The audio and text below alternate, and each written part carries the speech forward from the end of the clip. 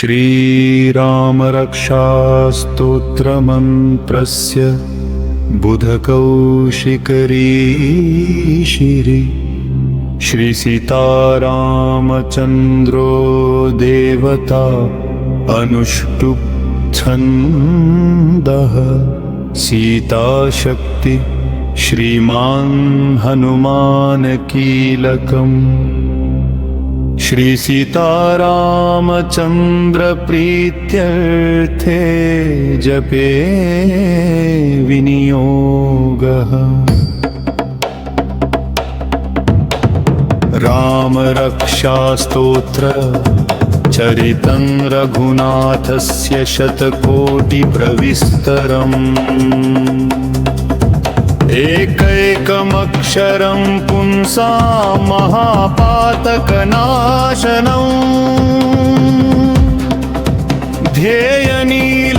ध्येयनीलोत्पलश्यामं रामराजीवलोचनम् जानकी लक्ष्मणोपेतम्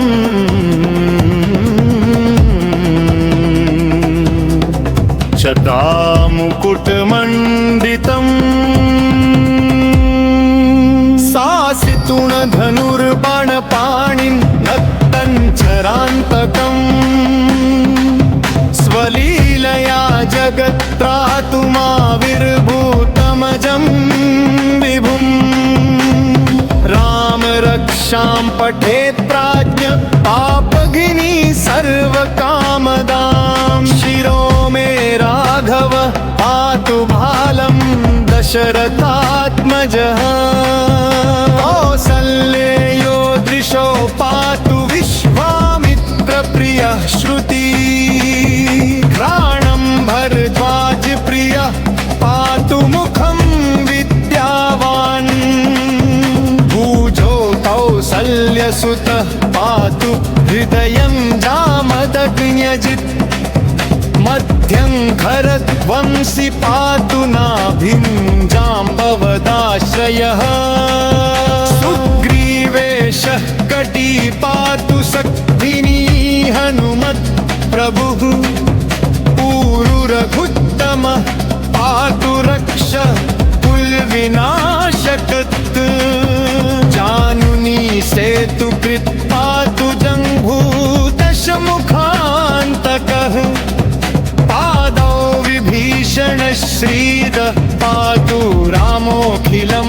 प्रभुः एतां रामबलोपेतां रक्षां यः सुकृती पठेत् सचिरायुः सुखी पुत्री विजयी विनयी भवेत्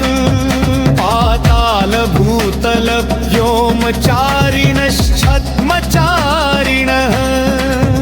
न द्रष्टुमपि शक्तास्ते रक्षितं रामनामभिः रामेति रामभद्रेति रामचन्द्रेति वा स्मरन् नरो न लिप्यते पापैर्भुक्तिं मुक्तिं च विन्दति जगज्जैत्रैकमन्त्रेण रामनाम्नाभिरक्षितम् यः कण्ठे धारयेत् तस्य करस्थाः सर्वसिद्धयः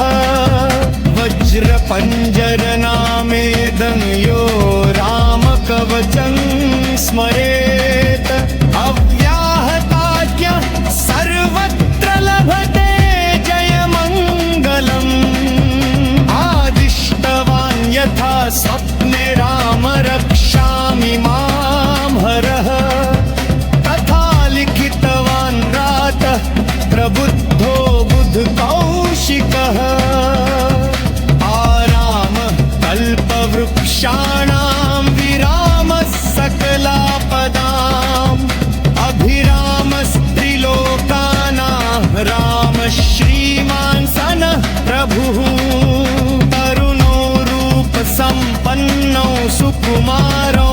महाबलौ पुण्डरीकविशालाक्षौ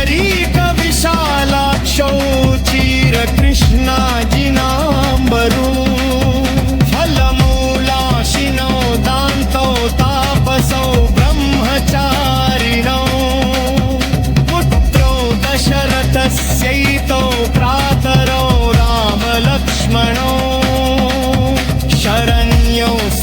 सर्वसत्त्वानां श्रेष्ठो सर्वधनुष्मताम् रक्षकुलनिहन्तारो त्रायपान्नो रघुत्तमो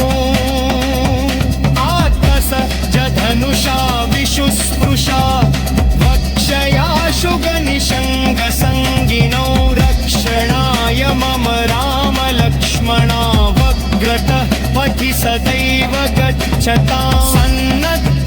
कवची खड्गी चापबाणधरो युवा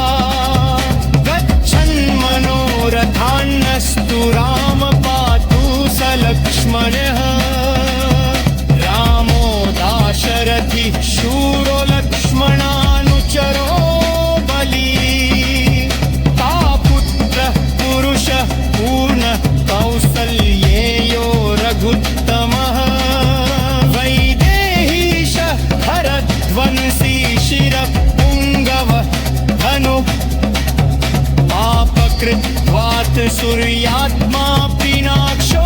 भयनद्रवः उत्तमास्त्रधरो दिव्यः सर्वशत्रुनिवर्य